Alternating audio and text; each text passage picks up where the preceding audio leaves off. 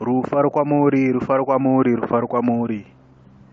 Mweya mutsvene waMwari wakamboimba wakati, takarangana kuyera, takarangana kuyera, takarangana kuyera, takarangana kuyera. Ya hemeni, hanzi takarangana kuyera. Iwe uchibatwa musoro semuprofiti kana semupostori kana semusondosi, naMwari wako makarangana kuyera. Kuyera kunofanira kuwanikwa mauri, nekuti ndiwe wakarangana kuti uchabvuma kuyera kumakore nekumazuva ako. Tisazotsvaga kuyera kubva kune vatungamiriri kana kuvaprofiti vakuru kana kunana vadare vekuru. Unonzwa vamwe vachiti mudare nhingi ari kuita zvakati zvakaipa, asi ari kungokomborerwa zvakadaro.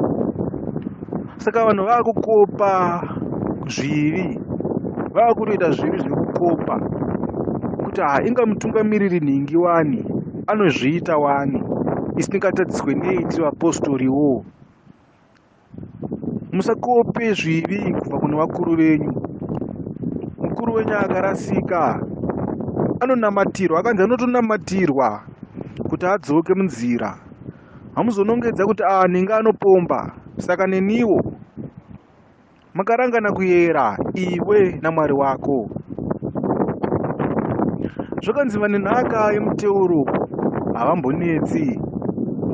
Vane nhaka yemuteuro, vane nhaka yemuteuro, vane nhaka yemuteuro havambonetsi. Ya hemeni, mikana yekunetsa tinoipiwa, asi vane nhaka yemuteuro havambonetsi. Kumabasa kwatinoshanda uku, mikana yekuba iriko, asi vane nhaka yemuteuro havabe. Mikana yekuenda mumaklabhu muchimwa doro iriko, asi vane nhaka yemuteuro havamboenda ikoko.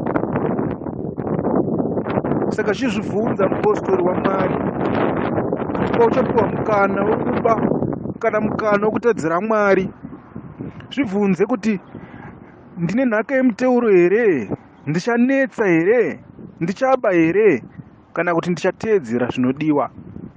Takarangana kuyera nemusiki wedu.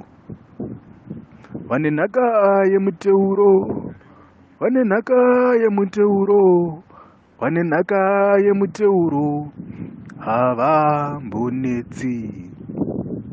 Ya hemeni, chivai nenhaka yemuteuro, musanetsi. Musanongedze vamwe kuti nhingi hana kuyera saka neniwo handichada kuyera.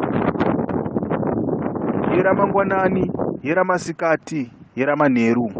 Rufaro kwamuri, ndatenda.